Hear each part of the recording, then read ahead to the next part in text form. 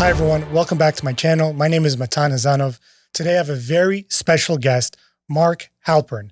I've known Mark for over 15 years when I just started university, and I was super impressed with him as an entrepreneur and as a community leader.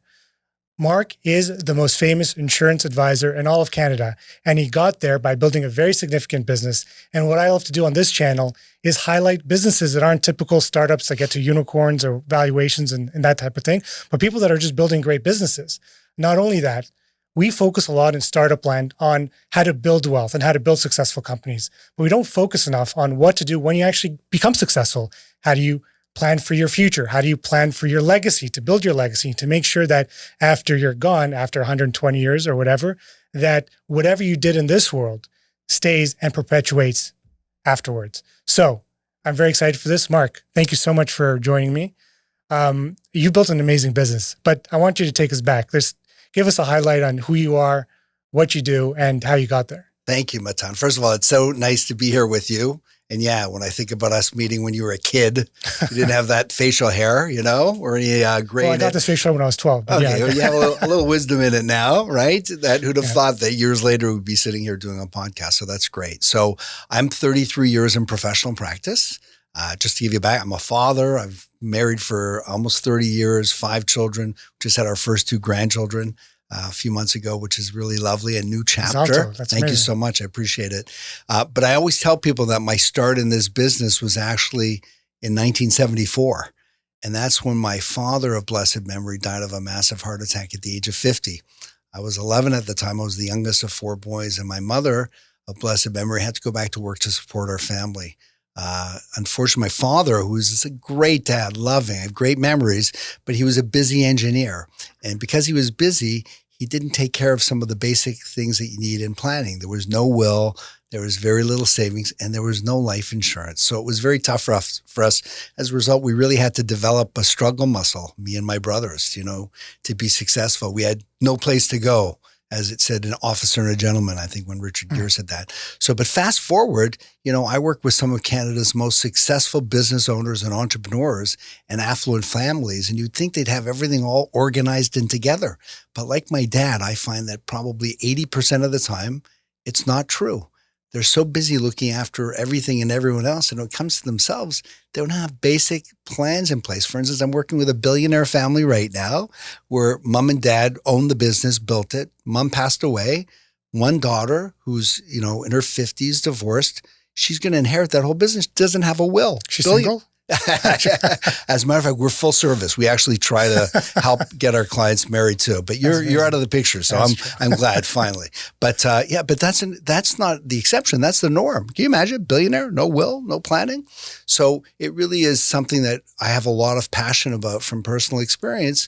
But also, we built up a team and we built up a brand and a business to help service that type of work, working with professional advisors like accountants and lawyers and bankers and other insurance advisors, and through our marketing. That's amazing. So take us back. So clearly you had like an origin story, the passing of your father. What would you say is the reason that you were able to create a successful business out of this? Like, what did you do? It's hard to differentiate, like as being a real estate agent almost, like it's hard to differentiate yourself when there's everyone that's selling nominally the same type of service. So what was your insight to actually stick out from the crowd and build a successful business? Yeah, thank you. There's I think 30,000 advisors in Canada. Okay, it's a big number.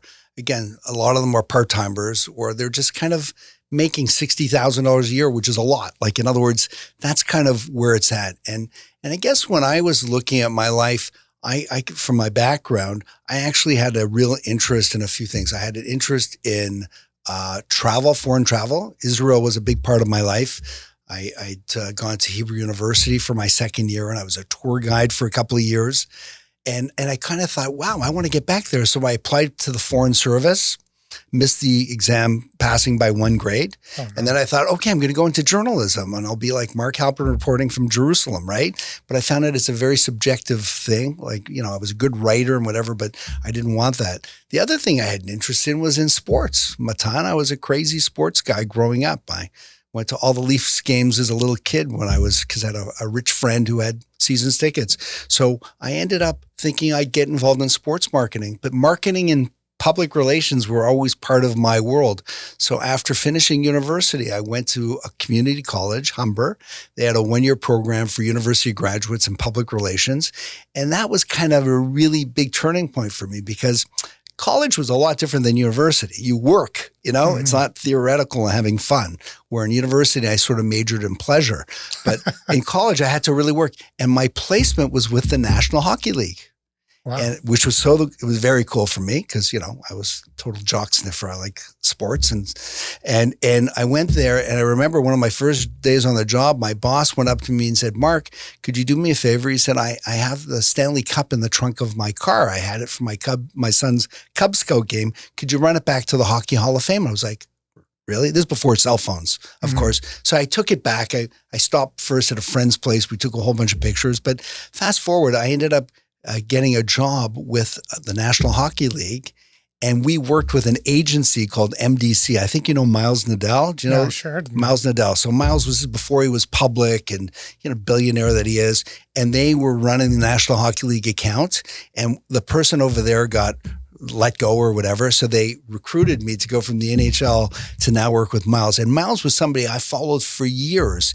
He was this young guy who, lived in an apartment with his parents who were in the retail business, ambition beyond ambition. He was like this golden boy that was working so hard, and I admired him. And I said, I want it like that guy really is speaking to my soul, what I really want. Anyway, when, after I left MDC and I went to another company, we lost 2 pieces of business and I lost my job. Oh no. Yeah. But it was the best thing that ever happened, because it made me go, okay, first of all, who am I? What do I really want to do? But the other thing is, I said, I never want to be in a situation ever again where somebody says you don't have a job. Never. So I said, that's it. I got to become self-employed.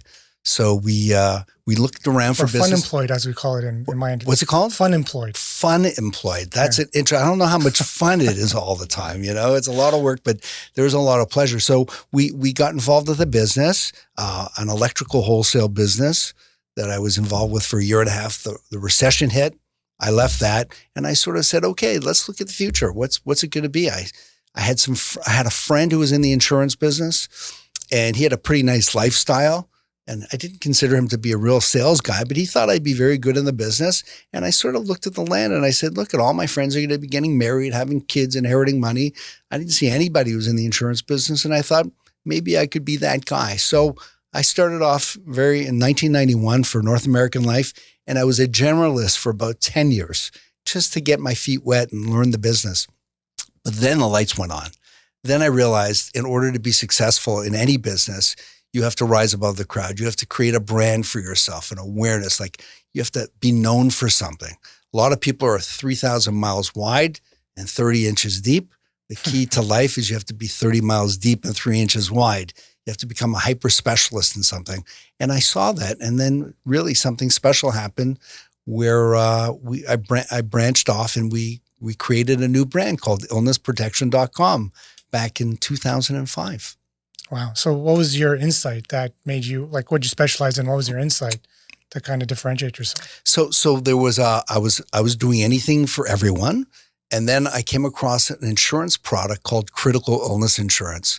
It was started by Dr. Marius Barnard in South Africa many years ago. He was the guy who did the first heart transplant. Anyway, it was a product that was available to everybody. And it basically said, if you get sick with one of 24 illnesses, you can get up to $2 million tax-free. If you stay healthy, after 15 years, you can get all your money back. I was like, wow, like that's kind of neat. And I looked around and I saw that of all the advisors, less than 25% of all advisors had ever sold one of those policies. And consumers had never heard of it. It just was so below the radar. And having lost my father to a heart attack, it really meant a lot to me, that product. So I was a guy who drove around a lot, Matan, and I used to listen to talk radio, sports, talk radio. And there were some guys who would advertise on the radio who, did it a lot. Like they might be in the clothing business, they might be in the jewelry business, etc. And I thought, you know what? I could sell insurance on the radio. And I reached out to the radio stations and they said, I'm sorry, I don't think you can. I think that, maybe you can drive people to an event at the Holiday Inn at Yorkdale, but not to sell insurance. And when they told me that, that's when I knew it could work. Because I found throughout my whole life, anytime somebody says that it can't be done, I know I'm onto something, because then I know it can be done. Because for a lot of people, they think very small. They think, there's three types of people. There's people who are in the box. There are people who are out of the box. And then there are people who don't even know that a box exists. And I think to be successful, you have to get away from all the noise, like take a step outside on the wild side and have an audacious goal. And I said, I can sell this product on the radio. So my oldest brother, Phil, I asked him to join me. He was actually in the marketing business before. We started doing direct marketing, and then we started advertising March the 5th, 2005. Illness Protection was born. We had a website. We got celebrity endorsers who became clients, because who's Mark Halpern? And we started on the radio because I just finished a big case. So I had $36,000 to invest to start this off for a 6-week program. Anyway, we started March 5th, 2005. And not only did we stop making calls, we started taking calls. We were getting between 30 to 70 people contacting us every day for insurance, contacting us. And we would refer that business out to about 50 advisors we worked with. But what was the whole idea behind the business? We were looking for a specific type of prospect, a 50-year-old business owner making a lot of money with lots of assets, paying lots of taxes, who hated life insurance. We wanted to find people who hate life insurance, because if they hate life insurance, it means they understand what insurance is, but nobody's properly explained to them what it does. So that's what we were cherry picking. Fortunately, I became the top advisor in Canada for living benefits for many years with Manulife. But what was most interesting is I also became one of the top advisors in Canada for life insurance, because it was the thin edge of the wedge to get in front of people. So for instance, very early on, I'll just tell you one quick story. We heard from a property manager that my brother had qualified at wanting to spend $1,500 a month for insurance, which is a lot of money. So I went out to visit him in an area of town that I would normally not go. It was kind of like, really, this is not my environmental niche, right? And I called my brother from the car. I said, Phil, I'm a little nervous going into this rundown building, because I'm wearing a yarmulke, I'm an Orthodox Jew. And he said, listen, if this guy doesn't want to do business with us because you're Jewish, we don't want him as a client. I said, that's easy for you to say. I'm risking my life. Anyway, we went into the office. I ended up meeting a man, an older gentleman, and then I go to the other room to meet this property manager, who it turns out has been buying and selling real estate for this elderly gentleman in the other room for the last 30 years. He brings him in. Guy's pocket protector, older man, whatever. And I explained to him what I do. He has no will. Wife's a U.S. citizen, hasn't done any planning. I told him, do me a favor, send me all of your assets, what they're worth, what you paid for them, and I'll bring my people in. He wasn't even set up on email. I got a fax, Matan, like a big, and I take out my calculator, and the guy's worth $150 million with no planning. Anyway, that turned into, probably well over 7 figures of commissions over a period of time with the family and with the kids in the States. And I'm still very much involved with that family. How much critical illness insurance do you think that family bought? I have no idea. None. Oh, interesting. None. They didn't need it. It was that thin edge of the wedge to get in front of somebody on a favorable basis to now have a conversation about things that are related. Like, how do you get through to those people? Anyway, we started spending between $40,000 to $60,000 a month on radio, wow, which is a lot of money. I remember hearing you all the time. I don't listen to radio so much anymore. I listen to podcasts. Yeah, but sure. I used to hear you I used to drive a truck for my father's business way back, and I used to hear you all the time. And I only put the pieces together. It's like, oh, I know him. He's part of my community. It's pretty amazing. So yeah, it was pretty amazing pretty effective marketing strategy. A lot of lessons there. I mean, first, to really go all in on one particular marketing strategy that people didn't think would work. Because you think, selling insurance has to be very personable. You have to kind of explain very complex financial products, and you're like doing it on the radio, and obviously it's to get them in the door. That's pretty insightful. Yeah, no, it was really exciting. And I think the one thing I will say, there was a halo effect, because we helped more insurance advisors in Canada than anyone else, because as a result of our advertising, advisors were selling more insurance because their clients or prospects were calling them about the guy on the radio saying, do you have that? One of my favorite calls I received was from an advisor in Mississauga who called me to tell me that I'm calling to say, thank you, Mark. My client actually thanks you. And I said, why is that? He said, because my client heard your ad. He bought critical illness insurance. And then years later, he got diagnosed with testicular cancer. And as a result, he got a very big check payout for a product that he never heard about before, other than when he heard your radio ad.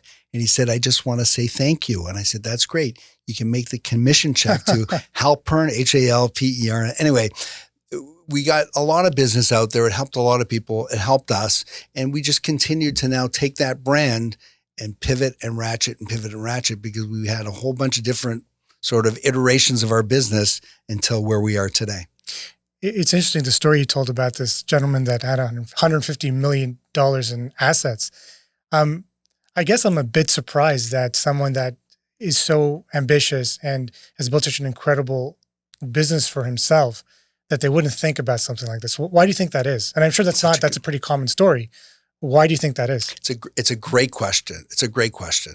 So first of all, from my experience, it's that professionals need a team. You need a team. You need a good accountant. You need a good lawyer. You need an insurance advisor. You need an investment person. You need a philanthropic person. And they all have to be speaking together, okay? Mm-hmm. So they have to, and most people don't have a team. They have an advisor who usually is very reactive versus proactive. You go to them with a problem, they'll fix it, but they don't come to you with a problem. That's one thing. The other thing that we feel is really indicative is that if you do have a team, you need to have a leader of that team. Most people are not, the first time they meet each other, the professionals, is at the person's funeral, right? Mm-hmm. So you need someone to be the Sherpa to sort of look at the big picture and be able to collaborate and bring all those people to the picture. That's kind of what my role has been. That's something that's been very important. But the third reason I think that people don't have this, and it's really important for your podcast and all your business owner viewers. Do you like sports, Matan? Are you I like the concept of sports. Okay. Yeah. I like playing sports. Okay. So a lot of people unfortunately like hockey, and unfortunately we like the Toronto Maple Leafs, and it's a painful experience, but people love the playoffs. They love the playoffs. It's remarkable, Matan, that when you look at the playoffs, the team that hoists the Stanley Cup at the end of the summer, grueling summer, is the team who has the best defense. Not the best offense, the best defense. That means the best defenseman and the best goalie. They're the ones who win the cup. Business people, though, are all focused on offense. Mm-hmm. They're building assets. They're acquiring properties. They're acquiring private equity, whatever. They're always thinking about building. And they don't look at the defense. And that's really what our job is to make sure that people have the defense covered, because even if they're not aware of it, those professionals, if they really ever stop to know what they don't know, that they don't have in place, and what it would look like to them if they were ever found out, they wouldn't sleep at night until they got it organized. So that's really what we like to do for business owners. And there's no cookie cutter situation. It's really having a conversation with people, understanding what's their dreams, finding out what their DNA of their soul is, what they'd like to do, what they like to achieve, and build it. And that's what we did in our business as well. That's very interesting. One of the things that I always used to think about is like, okay, I'm already successful in my mind. This is as young as 10 years old or whatever. And that may be egotistical, but that's how I always viewed myself. Okay, now I'm successful. Now what does that mean? Like, what is my life about now that I've achieved all my business goals? And that's kind of led to spirituality and thinking more about things outside of just business. The people that you generally meet with, and you probably meet with some of the most successful people in the country, do they have this perspective of like, okay, now I'm successful. What do I need to do next? How do I protect my legacy? What values do I have? How do I want to be remembered? Is that a thing that you encounter, or is that something that is like, only a handful of people based on their own personality? Or does everyone think like that? I wish I could say that everybody feels that way. I think that, we're living at a time right now where everybody's got ADD, right? There's a lack of attention span, 36 seconds, 60 seconds max. Definitely. They're not. And by the way, for the people that are watching this, we are going to create 30-second clips of this, so you don't have to watch the whole thing. Just keep that in mind. Good plug. But, they don't read emails. You can't send them sales sheets, catalogs, case studies. It's just, we're so distracted. So on that front, most people are not really spending the time to really, look at that whole legacy side. I'd say that most people haven't done the planning though. Like in terms of, it really is, we do three things. We do estate planning, which is really, making sure people's financial architecture and their financial furniture actually lines up with reality. So making sure that people have a will, powers of attorneys, tax structures in place, et cetera. Our second area that we're involved with is tax mitigation strategies. There's so much tax to be paid. The inclusion rate just went up to 2/3 on capital gains. I know. And they pay your taxes and like how much is left over. So we specialize in helping business owners keep their taxes for their family. Okay. Because there aren't a lot of, call it tax shelters left in Canada, and the government's pulled back on non-CCPCs and surplus stripping. And there's very few things. So they have to know that, insurance is one of those tax exempt assets they should look at. But the third area that we're involved with, Matan, is philanthropy. We like to help clients create enduring family legacies, often just by converting taxes into charity. Most of your listeners give money to charity when their friend says, hey, I'm doing a ride to conquer cancer to Barrie. Will you sponsor me? And you $18 and do, right? That's what we do. But very few people have incorporated strategic philanthropy into their estate planning or their tax planning. And there are two things I think everybody should be aware of. I think it's very important. One is charitable donations in any given year can be used to mitigate up to 75% of your net personal or corporate tax income. That means charity can be used to mitigate those taxes, okay? And you can carry forward those credits for up to 5 years. But the thing that most people are not aware of is that charitable donations on death can mitigate 100% of estate taxes, 100%, including going back the year prior. That means my clients, they maybe have done a freeze. Let's say they've got a business, they froze it, $50 million, and there's going to be a $10 million tax bill. So they can plan for that either with assets or perhaps buying insurance, right, for pennies on the dollar or on a cash flow neutral basis. But if you're charitable, instead of coming up with insurance to pay that $10 million, why not create a $20 million insurance policy, again, on a cash flow neutral basis, and donate that when you die to charity, to your own foundation? Now you get a charitable receipt for $20 million or for $20 million.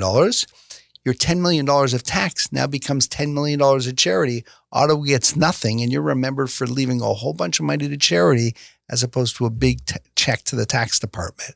That's the power of incorporating strategic philanthropy into a person's estate planning. But it requires sitting down and finding out, like, I'll ask you, Matan, people like to give away money. Would you like to give away $1 million to charity? Giveaways. I'd like to give away somebody else's money to charity. Okay, but let's just say I give you $1 million. Yeah. Would you like to give that away to charity? If I tell you have to give it to charity? I'd be very happy to do that. I'd love to figure out what's a good cause to give that to. 100%. Okay, great. So that's great. I'd like to find out from clients what does speak to them. It could be cancer. Somebody had cancer or a hospital that they were involved with or a university, whatever. But if I could show you a way to give away $1 million to charity, where it costs you pennies on the dollar, or you could do it on a cash flow neutral basis, is that something you'd be interested in? Obviously, yeah. Great. So that's really what we do. And that's really what we're excited about for helping our clients, because there are very few advisors in Canada who are talking about this. I've done these presentations for the KPMGs of the world, the PwCs, the MNPs, the Moody's, and they're outstanding tax people to this point. But there's a whole shelf on philanthropy that they're not even aware of. And that's why I get very excited. We've changed our business from illnessprotection.com to wealthinsurance.com. That's really, we rebranded, and we have a mission. We're on a mission. We have 3 parts of our mission. And one of them is we want to make sure that every professional advisor in Canada is talking to clients about incorporating philanthropy into their estate planning. Number 2 is we know that people in Canada know what insurance is, but we want a Canada that people understand actually what it does. But the biggest thing, Matan, that gets me up every morning is we're trying to create a national community of 100 professional advisors and charities. That if we're each creating $10 million a year, and you've got 100 doing that, what's that equal, Matan? Math? $1 billion? Yeah, $1 billion. Thank you. It's $1 billion a year. And that's not pie in the sky. It's kind of like crowdfunding. We already have about 24 already committed people to this. I want to create $1 billion a year, and it can do it by helping people understand that they have a choice where their taxes go. And the government has introduced 25 pieces of legislation since 1995 to encourage Canadians to give to charity because they can't do it. That's amazing. So whenever I meet hundreds of entrepreneurs every year, people that are quite successful or people that are trying to be successful, of course. And for myself, I've always had two goals in life, right? One is to own my own time, and the level of wealth you need to own your own time depends on the person, but doesn't need to be that high, right?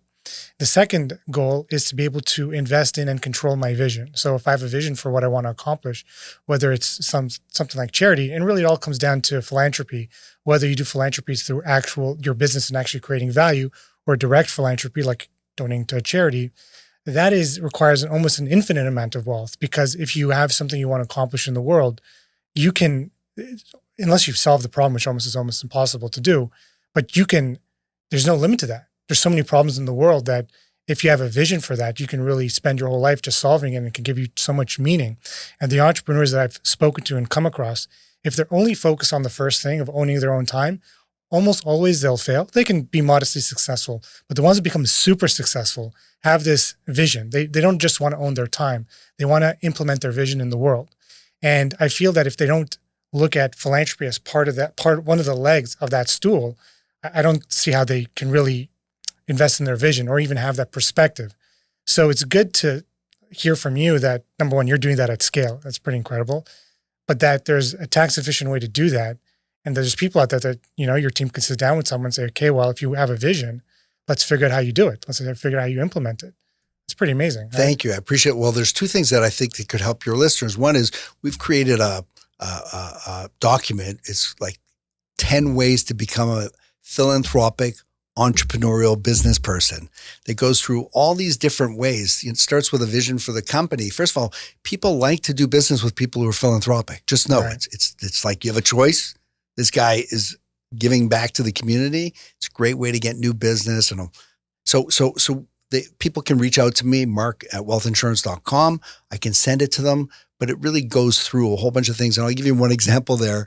A young guy, and I mentor a lot of people. I'd like to talk to you about mentorship, but I mentor a lot of people. So there was a young guy, 32, who was a real estate developer trying to break his teeth.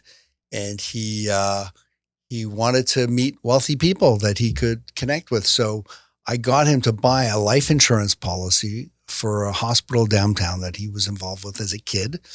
And his net cost to create $1 million gift to the hospital is $3,000 a year for 20 years. So $60,000.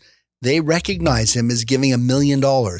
He's on the wall. And he gets invited to the major givers events every year, which are for people who actually write a check for $100,000. And he's getting in there for $3,000 a year. He's loving it. I have somebody else who's the chair of the Young President's Council at a hospital foundation who did the same thing. Charity can really help a business owner. That's number one. Number two is your listeners who have a business, when they exit, it's a good day. It's their biggest payoff day. But it's also the day that they're going to have their biggest tax bill. Mm-hmm. But it's also the day they can be the most generous to charity to mitigate that tax that's going to be due. And whatever you give to the charity, you can actually give back to your family by way of insurance to make your family whole. It's just a timing issue. So if somebody's sitting on the ledge thinking, I don't want to let go or exit because there's going to be a tax bill, think again. There's wonderful ways when you exit to go from what I call success to significance. That's what we want. People want to go from success to significance. So exiting, if somebody's done an estate freeze, you can donate private company shares. If people have big, portfolios in their holding companies, like investment portfolios, the best way to give is giving in kind, those shares to charity. Not only do you get a charitable receipt, but any of the gains, which would be, fully taxed, now can come out of the CDA, the capital dividend account, tax-free. So I have people who take out millions of dollars, they give money to charity, and now they're taking out millions of dollars from their company tax-free by being generous. Incredible. Wow. That's great. By the way, this is not sponsored, but I will leave Mark's contact info below in the description. So if you're interested in connecting with Mark, look at the description. Let's turn to family and life balance. So you're a very successful business person. How do you maintain a work-life balance? Because I find a lot of the entrepreneurs I meet with, for good reasons, don't have any of that. Yeah, listen, I'm very grateful. First of all, one of the most important decisions you'll ever make is who you marry. Right? Yeah. That it is the most important decision, right? So I happen to have a great wife, Rhonda. We've been married for almost 30 years. And she's a rock. She's like really we can't do it alone. So that really helps, and family for us is extremely important. I guess losing my dad so early on, it made a big difference to me. The other thing is I spend a lot of time in meditation. I pray 3 times a day. It's to me, I have a friend who's not religious. He said, he pulls off to the side of the road in the afternoon just to get his bearings. And I said, oh, that's the afternoon prayer service. It's like, so that always, it's all about gratitude. A lot of people are thinking about, what's next? What do I want? What do I need? And like the key to success in life and happiness in life is to be appreciative of what you have. So I have a tremendous amount of appreciation for that. And then I also have a sort of a work-life balance where my day is finished by 3:45, 4 o'clock. Oh, wow. I go to learn. I'm part of a learning group for 2 hours from 4 to 6.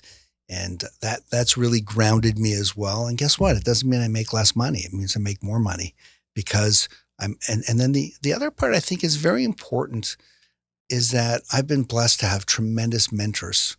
And I feel like today, and I'm sure anybody who's a young business guy, like you need to find somebody who's been there before, who's slogged the miles, who can help, guide you. You can't win gold in the Olympics unless you have a coach. You can't win the Stanley Cup unless you have a coach. You need a coach in life. So I've had some amazing professional mentors, but I also have a spiritual leader. And we don't ask questions. Whatever we have life decisions and things that need to be done, we always want to know, what's the right thing to do? And he's been a constant in our life where we can go to ask questions. And I always joke around with him. It's so funny. I always say, you know what? I don't like you. I said, you're always right. And it always costs me money. He's right, but he's always so those are some of the things. And I think you have to take care of yourself also, and they say that 98% of healthy mental health, like of happiness, of positive energy, 98% comes from sleep, exercise, and diet. Mm-hmm. 3 things that we can control. A lot of people are out of control. Now, I can't say, it's the old, take my advice, I'm not using it. I've always been, it's always been an up and down thing, but I'm learning as I get older to be a little bit more wise. So I think those are the things to help me with, life balance. We love to take, we're going away in August for a couple of weeks with all the family. We get a beautiful cottage. We're going to the States, and it's a lovely, lovely way of bonding. And we have a lot of holidays in our very busy Jewish calendar. Mm-hmm. So that gets, and also we have a very special day of the week, which I highly recommend. Doesn't matter what your religion is. For us, it's called the Sabbath.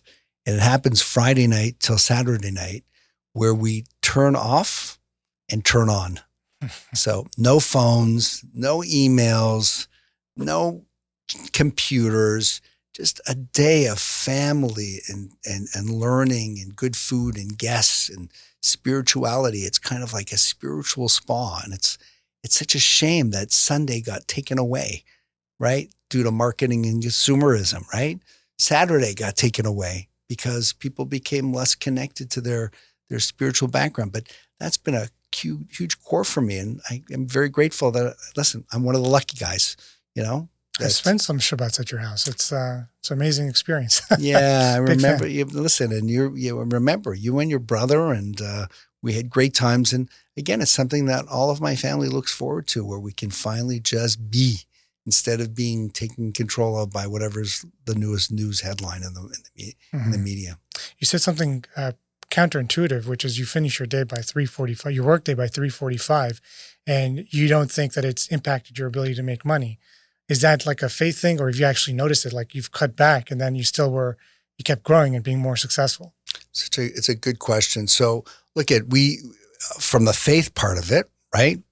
Our background, our wisdom says that every year on the Jewish New Year of Rosh Hashanah, it's determined exactly how much money you're going to make for the year, minus whatever money you invest in your holidays, the Sabbath, or your kids' education. So it's there, right? It's like sort of, so that's one thing. But, I also learning and going and having that wisdom and always using your brain, to develop yourself actually opens up, I would say, synapses through that working on that information or on that learning to ideas and strategies and nuances and, creative ideas. And as long as you have a sort of a team in place to help you execute on it, it's never pulled me back. So, I just find that, and also when you develop a more mature business, I'm not as hustling to go out to see people. Our business now comes from outside through professional advisors that we work with, or through our marketing or through our PR or stuff like that. So I would say that's kind of, where I would put that. But I do think that, you as an entrepreneur, you have to have a lot of faith because, if you're an employee, every 2 weeks you get a paycheck, and you hope that your boss is good and that your company will stay good. But when you're working for yourself, it's like you got no place else to go, right? You gotta, so I have a lot of advisors come to me, Matan, like this, and they say, Mark, how can I become successful like you? And I said, it's very easy. Get married, buy a big house with a huge mortgage, have a whole bunch of children, put them all in private school. You'll do very well. You have no choice, right? You have no choice. So that's, I really think, I think that a lot of people who are listening to this, as an entrepreneur or as just anybody who's thinking, most people in life are waiting for the ability before taking on the responsibility. I'll do it then. They're waiting for the ability before taking on the responsibility. Jewish wisdom says that's not how it's done. You take on the responsibility first, and then you get the ability. And it's true. You think of it. Getting married, you go, how am I going to get married? And then you get married, you go, how am I going to have kids? How am I going to you got to just jump in. It has to be well thought out, and you have to have a plan. But, you got to know where all your money comes from. You got to know where all your success comes from. It comes from your wife. The blessing comes from your wife, and it comes from the Almighty, who's really, wants to see you succeed. That's amazing. Great advice. Any kind of last advice for entrepreneurs that are struggling? There's, the economy is not the best right now, and entrepreneurs, especially in startup land, are struggling to raise money to keep the lights on. But even just people running a typical business, an unsexy business, as we call it, or, plumbers and lawyers, someone as a lawyer or insurance advisors, what kind of advice do you offer them, those that are struggling now? Yeah. So first of all, you have to stay positive. You got to stay plugged in and inspired. So the first piece of advice I give people is stop reading the headlines. Stay away from social media. Get rid of that. Twitter or X. Whatever it is you do for business. If it's business headlines, okay. I'm just saying Joking. It's all negative. It's all negative. I don't think, Matan, I read yesterday that 6 million people in Toronto got home safely from driving on the 401. I never hear that. I didn't hear anything about 6 million people not missing dinner last night, that they had food, right? Those are pretty incredible stats. You only hear about all the bad stuff, right? So get rid of that. Just have a fast around media. It's just not good for you. Secondly is that I think you need to stay inspired. I happen to like listening to podcasts. One of them I loved was How I Built This with Guy Raz, I also love reading biographies. One of my favorite biographies is Shoe Dog by Richard Knight, the founder of Nike. Great book. Just wow, I could do that. He laid it all on the line, right? the other books, just a couple of other books that I highly recommend, because I tell people when I meet very successful people, I always ask them, like, what was the one book that made a big difference in your life? And they all have a book, and they tell me what it is, and I read it, and it's like opens up. So one of my mentors, who's in his 90s, he told me to get a book by Frank Bettger, Bettger. It's called How I Raised Myself from Failure to Success in Selling. And again, it's not for a sales guy. It's just, we're always selling, right? But it was written, he knew Dale Carnegie. So it was written in that kind of back in the 1940s style. Guys walking down Main Street in Philadelphia to see Mr. Big, a little chapter with a great message. Like the first chapter is all about enthusiasm. Like people are walking around like this. So that's a great book to read. Another book that I also really hold by is by Napoleon Hill, Think and Grow Rich, another classic. I came up with a list of all my crazy audacious goals back then, which included things like I get paid $10,000 to speak at events. Guess what, Matan? I get paid $10,000 to speak at events. Wow. I'm going out east. That's going to be a $15,000 gig. Now, I have to pay people to let me speak at the events. But the nice part is all my fees go to our charitable foundation. So it's just another way of doing good and helping. So that would be, and find a mentor. We're living in a time where everybody's like doing it all by themselves. It's a lonely business out there, especially if you're an entrepreneur. So, you can find somebody who's maybe that, and again, they probably get bugged by a lot of people. I'll tell you, one of my mentors, I heard about him and I cold called him, and he said no to me, right? And I said, please just meet. And he said no. So most people would hang up the phone. And I said, look, please meet me anytime, anywhere. Just meet with me. I just spend a little. So he said, okay. He said, you sound like a fine young man. He said, and this is going back over 20 years ago. So he says, we'll meet at a track behind this ice skating rink in Forest Hill. He said, we'll walk and we'll talk. Anyway, I get there. This guy's the most successful insurance advisor for over 40 years. He's qualified for something called the top of the table, which is less than 1% of all the advisors in the world. And he's been doing it 40 years straight. Anyway, we started walking and talking. 10 and a half miles later, I'm telling you, Matan, I was bruised from my knees to my ankles. Anyway, we started walking and talking, and he's helped me a lot. And I'm actually his succession plan. Who'd have thought the guy that.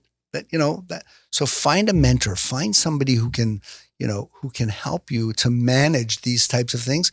But then you also have to pray and realize, like a lot of it, you need a lot of help, and take on things that maybe you should give more charity. It's a good way to test, you can give charity. It's one thing you can do. You can give charity, always get it back in spades, but do good kindness, help other people, get out of your head. A lot of people are walking around between their two ears. That's a small amount of real estate. Get out and see people, be involved. It's incredible who you meet and who will see that you're a good guy and a serious person and say, I need your help. I mean, that's what you did, Matan. So kudos to you. Thank you. That's incredible. Some incredible advice, insights. Mark, it's such a pleasure speaking with you today. I learned a ton. I didn't know a lot of this stuff. So I so grateful that you did this. And thank you, everyone. Again, information for Mark will be down below, and I'll see you probably later on, Shabbat, maybe. Thank you, Matan. Thank you so much. And congratulations on your engagement, Matan. We're very excited about that. Was the best deal you've ever closed. Thank you. Thank you very much for having me, and thank you for listening, everyone.